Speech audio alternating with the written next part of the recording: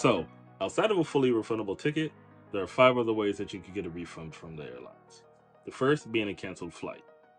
The second being a schedule change and or a significant delay. The third being a class of service change. The fourth being optional service fees, and the fifth, baggage fees.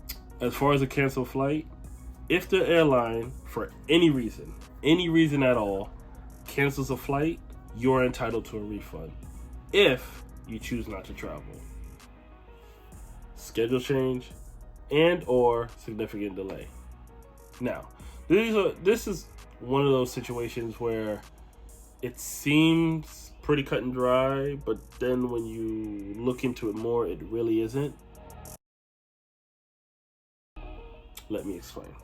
So, you're entitled to a refund if the airline does a schedule change or creates a significant delay and you choose not to travel.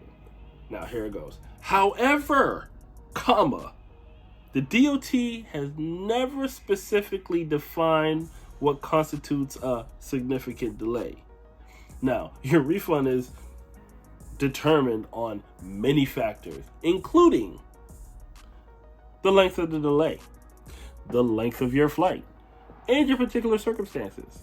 Now, here's the kicker. Now, that's just for a schedule change. Now, when it comes to a significant delay, that refund is really based on a case-by-case basis. Class of service change. So you're entitled to a refund if you've been involuntarily lowered in class. So an example would be if you bought a first class ticket and now you are put in economy because the airline had to swap planes and that airline didn't have, or that plane did not have a first class. So then you'll be entitled the price difference between the first class and the economy ticket. Optional service fees. You're entitled to a refund for these optional services, i.e.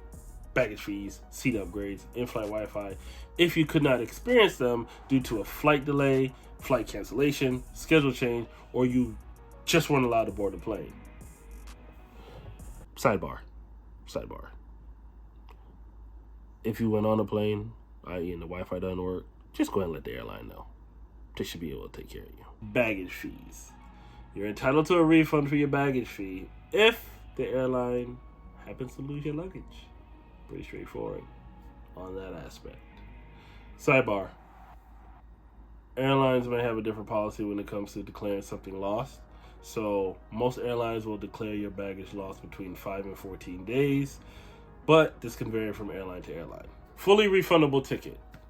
You're entitled to a refund if you don't use that purchased refundable ticket to complete your travel.